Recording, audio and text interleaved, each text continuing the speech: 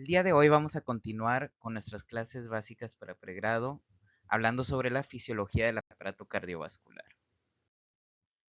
En esta imagen podemos apreciar la estructura del corazón, y aunque ya hablamos algo de la anatomía, debemos recordar que existen 4 cavidades cardíacas, que son las 2 aurículas, derecha e izquierda, y los 2 ventrículos, derecho e izquierdo. La circulación derecha conecta a través de la arteria pulmonar con la circulación pulmonar y permite llevar sangre desoxigenada hacia los pulmones para su proceso de oxigenación. Es un proceso muy relevante y esta circulación es considerada como una circulación de baja presión. Esa baja presión pulmonar permite realizar adecuadamente los procesos fisiológicos. Por lo tanto, como en algún momento mencionamos, la pared ventrículo derecho es una pared más delgada y las presiones intracavitarias del lado derecho son más bajas que las del lado izquierdo. Por otro lado, el ventrículo izquierdo conecta con la aorta, que permite llevar la sangre hacia la circulación sistémica para la oxigenación de los tejidos. Y esta es una circulación de alta presión. Cuando nos vamos hacia lo microscópico, podremos ver que existen diversas capas del corazón. Una capa interna, que es el endocardio, una capa media, que es el miocardio, y una capa externa, que es el epicardio. Pero el epicardio forma parte también de la clasificación del pericardio. El pericardio tiene una capa visceral o epicardio. Tenemos un espacio pericárdico que usualmente solo debe tener de 10 a 20 mililitros de líquido. Y después tenemos la capa donde encontramos el pericardio parietal y el pericardio fibroso, que rodea el corazón y que tiene diversas funciones para disminuir la fricción y la movilidad, además de la regulación de las presiones intracavitarias. Sin embargo, cuando apreciamos el miocardio ventricular, vamos a tener que las fibras miocárdicas tienen una distribución heterogénea, donde existe diferencia entre la distribución de las fibras endocárdicas y epicárdicas o centrales también. Y esto lo podemos mencionar cuando hablamos de la banda miocárdica helicoidal de Torrent-Wasp. Sabemos que las fibras endocárdicas y las fibras epicárdicas tienen direcciones diferentes que permiten los movimientos de torsión, de forma que el ápex y la base tienen movimientos horario y antehorario respectivamente, y de tal forma se permite un twist que aumenta la efectividad de la mecánica ventricular. Desde el punto de vista microscópico, las células miocárdicas funcionan como un sinsitio y están estrechamente conectadas. Los miocardiocitos cardíacos son células de músculo estriado, así como el músculo esquelético. Sin embargo, su contracción dura más tiempo por diversas propiedades fisiológicas que vamos a mencionar.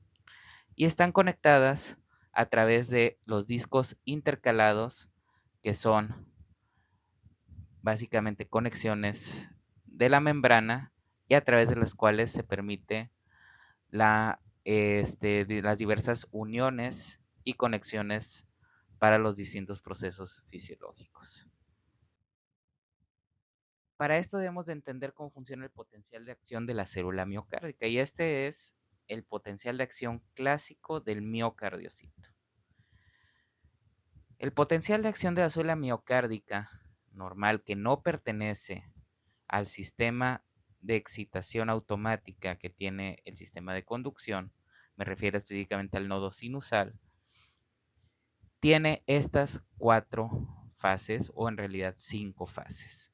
La primera etapa es la fase 0. La fase 0 permite la despolarización de la membrana. Es decir, que tenemos un potencial de acción en reposo en torno a los menos 85 milivolts, como podemos ver aquí. La fase 0 depende del paso de sodio desde el exterior hacia el interior de la célula miocárdica a través de los canales rápidos de sodio. Y a este se le conoce como fase 0, llevando el potencial de membrana desde menos 85 hasta más 20 aproximadamente. Posteriormente tendremos la salida de una pequeña cantidad de potasio, dando como resultado la fase 1 del potencial de acción, que es la fase de repolarización temprana.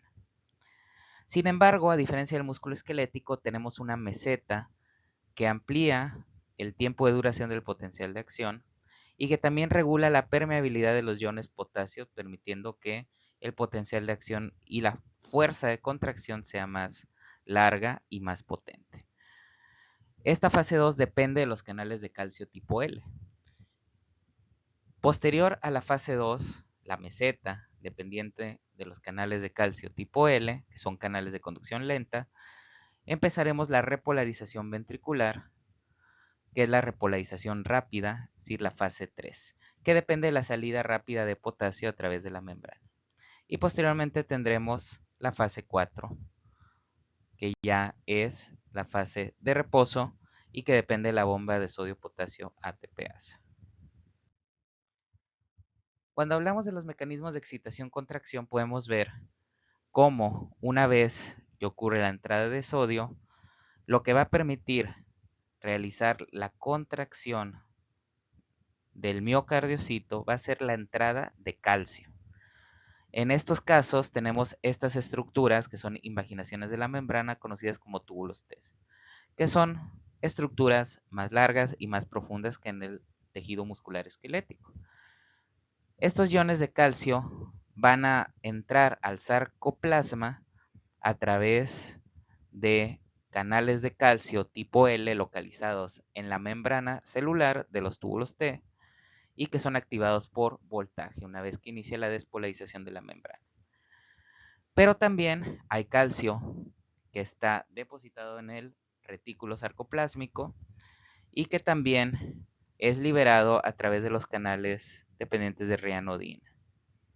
La presencia de calcio en el sarcolema permite estimular los mecanismos de contracción de acuerdo con el complejo de activación de la miosina, como vamos a ver en la siguiente imagen. Posterior a los mecanismos de contracción tenemos la relajación. Y en la relajación el calcio vuelve a salir hacia el líquido extracelular o vuelve a depositarse en el retículo sarcoplásmico. La salida de calcio del sarcoplasma depende de la bomba de contratransporte sodio-calcio, que también es regulada a través de la bomba de sodio-potasio ATPase. Por otra parte, también hay calcio que se deposita en el retículo sarcoplásmico y que depende de la cerca 2 y es un proceso dependiente de energía, de ATP. Estas moléculas son relevantes en la fisiopatología de la insuficiencia cardíaca y también en el tratamiento de la misma. Aquí podemos tener otra imagen donde vemos cómo la molécula de calcio entra y regresa al retículo sarcoplásmico para su utilización posterior en los procesos de acoplamiento y excitación-contracción que vamos a ver en la siguiente imagen. A este nivel podemos ver cómo interactúan las moléculas de actina, que están representadas en rojo en esta imagen, y las moléculas de beta-miosina, que tenemos representadas en color azul.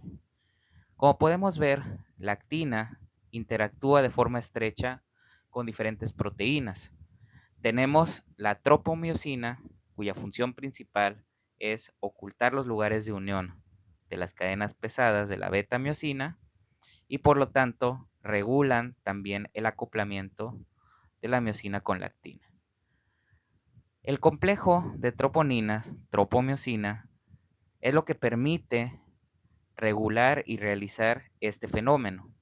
Tenemos la troponina T, la troponina C y la troponina I, que tienen cada uno una función muy específica.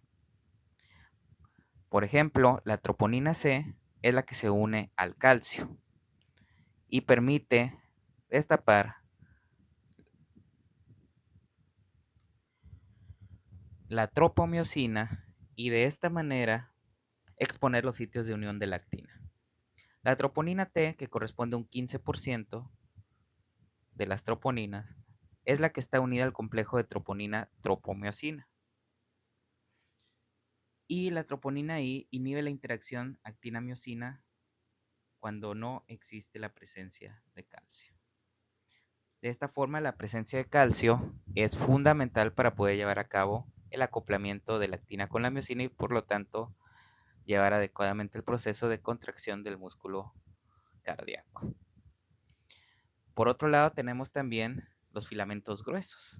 Recuerda que los filamentos delgados son los filamentos de actina. Los filamentos gruesos están caracterizados principalmente por las cadenas pesadas de beta-miosina y tenemos también las cadenas ligeras de miosina, que son menos del 1%, las cabezas de miosina que contienen la actividad ATPasa y el sitio de unión a la actina y que es responsable del llamado golpe de fuerza durante la contracción. Tenemos también las redes de miosina y la proteína C que regula la disposición de los filamentos de miosina y por lo tanto la contracción cardíaca. Todo este proceso que ocurre a nivel celular permite regular el famoso ciclo cardíaco. El ciclo cardíaco y su entendimiento es fundamental para la evaluación clínica y paraclínica de todas las patologías cardíacas.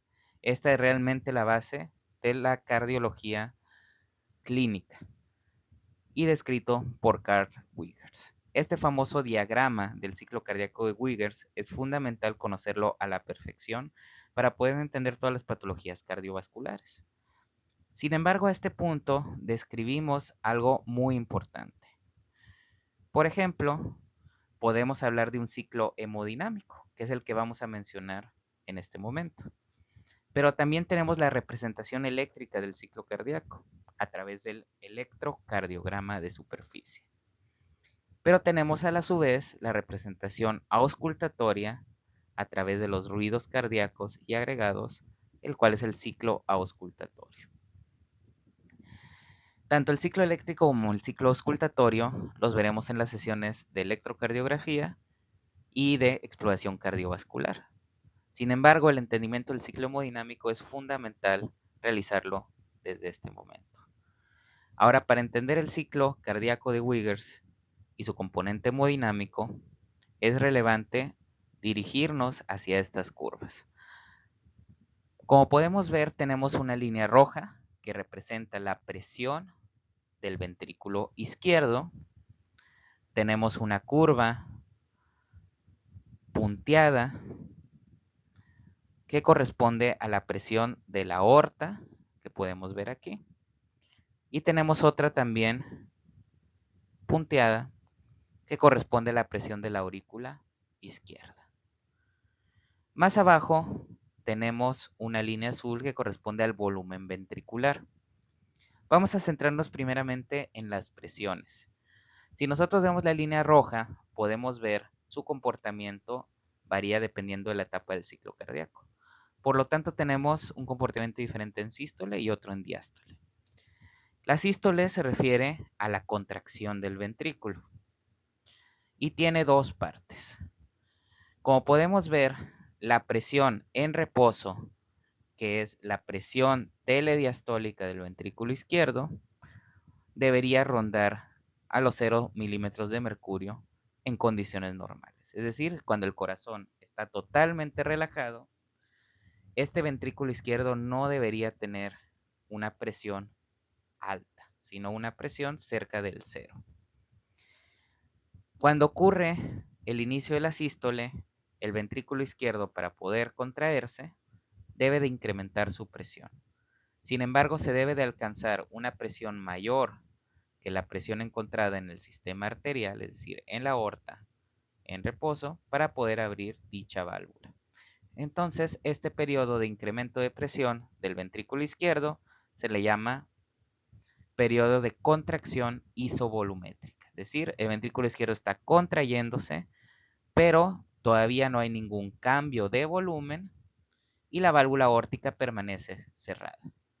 Cuando se alcanza esta presión diastólica, es decir, la presión de la aorta en la diástole, que debería de ser, como se pueden imaginar, alrededor de 80 milímetros de mercurio, va a ocasionar la apertura de la válvula aórtica y por lo tanto la eyección de sangre. Y así es como llegamos a la segunda parte de la sístole, que es la fase eyectiva. En esta fase eyectiva el volumen sale del ventrículo izquierdo, como podemos ver aquí, el volumen disminuye considerablemente y la sangre sale a través de la aorta. Aquí podemos ver la interacción que existe entre la presión aórtica en la línea punteada y la presión ventricular izquierda en la línea roja. Es decir, la presión debería de ser similar en ausencia de obstrucción del tracto de salida y esta es la presión sistólica, que es la misma presión que debería alcanzar el ventrículo izquierdo y la aorta. Esta es la fase eyectiva. Ahora, justo aquí en la fase eyectiva vamos a ver la línea azul. Podemos ver cómo el volumen antes de iniciar la fase eyectiva permanecía igual y estaba en torno de los 130 mililitros. Cuando termina de salir la sangre, el ventrículo izquierdo no queda en cero, sino que hay un volumen telediastólico que se ejemplifica de forma normal en alrededor de 50 mililitros, lo cual es sumamente variable dependiendo de las características del paciente y de la condición clínica del mismo. Esta diferencia entre el volumen sistólico y el diastólico es el mismo volumen que se eyectó del ventrículo, pero el porcentaje entre el volumen diastólico y el sistólico es la fracción de sangre expulsada. Ese porcentaje se le llama fracción de eyección, que es el principal parámetro para valorar la sístole del ventrículo. Y ese parámetro, fracción de eyección, lo estaremos mencionando mucho en las clases de patologías cardiovasculares. Y en condiciones normales debería ser, para fines prácticos, mayor de 50%. A cierto punto, después de la fase eyectiva, las presiones comienzan a disminuir. Y cuando esa presión alcanza nuevamente la presión diastólica, la válvula aórtica se cerrará. A pesar de que la válvula aórtica se cierra, el proceso de relajación es un proceso también activo. Y es cuando inicia la diástole. La diástole tiene más de 2 etapas. La primera etapa es la fase de relajación isovolumétrica, es decir, el ventrículo se empieza a relajar, pero no hay ningún cambio en el volumen ventricular. El volumen ventricular a este nivel permanece exactamente igual, pero el músculo cardíaco ya se empieza a relajar. Cuando llega a cierto punto de presión y regresa a su estado basal, que es el cero, la válvula auriculoventricular izquierda, en este caso la válvula mitral, se abrirá.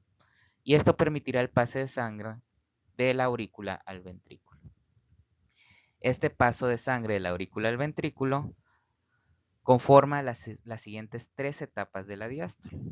La primera es la fase de llenado rápido ventricular, posteriormente es la fase de llenado lento, también o mejor conocida como diástasis, y posteriormente la contracción auricular, que para no confundirnos preferimos para las clases académicas no utilizar el término sístole atrial, que aunque se refiere a la contracción auricular puede confundirnos con la sístole ventricular.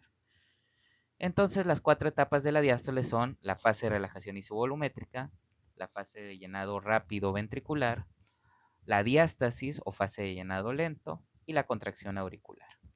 En este caso, tanto la fase de llenado rápido y la diástasis corresponden al 80% del volumen. Como podemos ver aquí, la gran mayoría del volumen se va a presentar en estas 2 etapas, principalmente en la de llenado rápido. Y la contracción auricular nos va a dar un 20% extra del volumen total.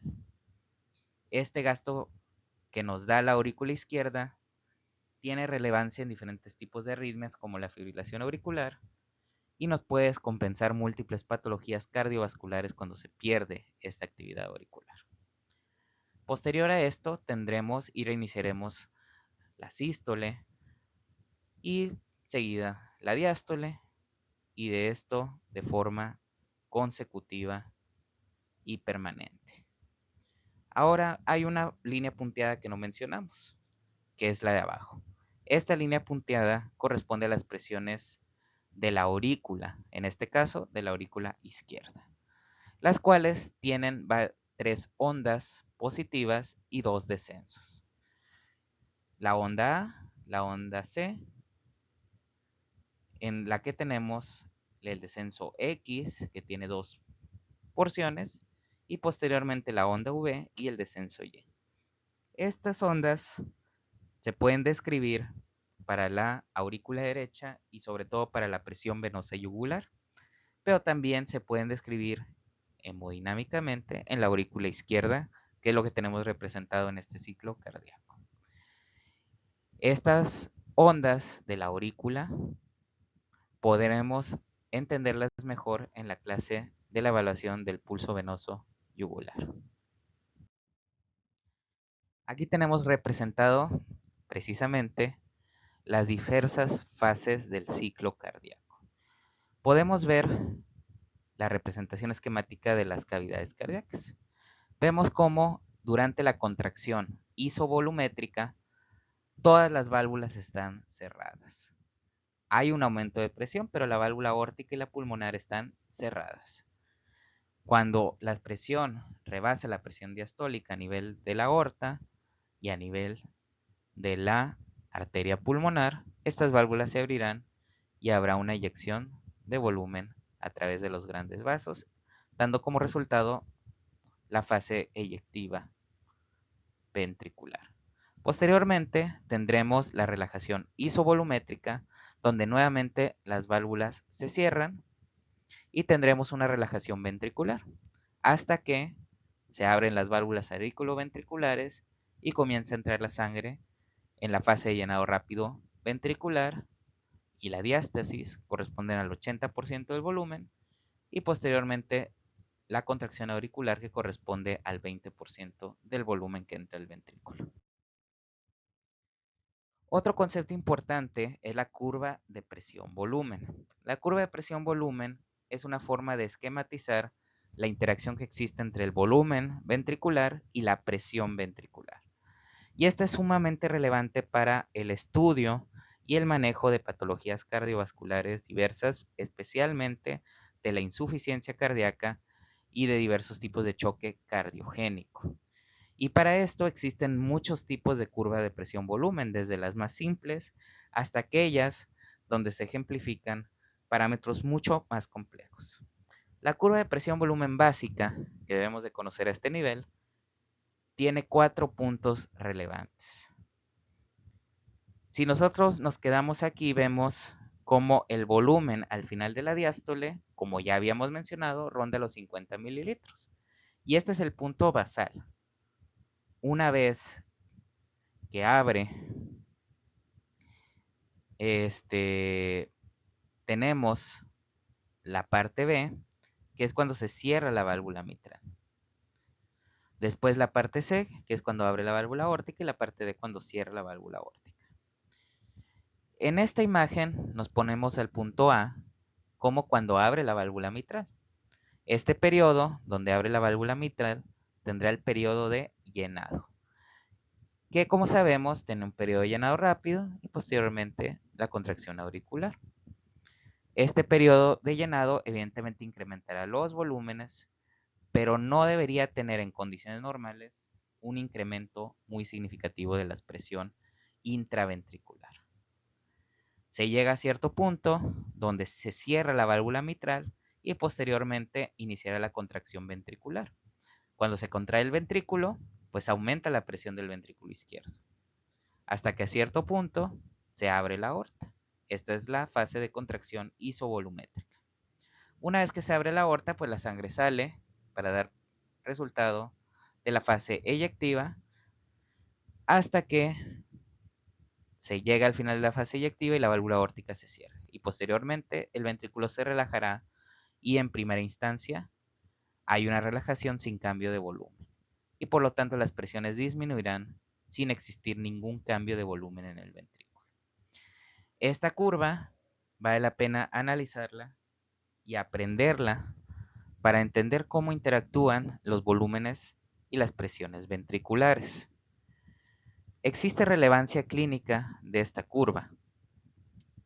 Esta curva se puede desplazar en los casos de insuficiencia cardíaca. Cuando existe insuficiencia cardíaca, el corazón no es capaz de tolerar tanto volumen, ya que el miocardio está muy enfermo y no es capaz de contraerse adecuadamente. ¿Qué es lo que ocurre? Que al momento en que se llena el ventrículo, las presiones ventriculares comenzarán a elevarse. De tal forma que en lugar de tener una curva plana al momento del llenado ventricular, podemos tener una curva que va hacia arriba.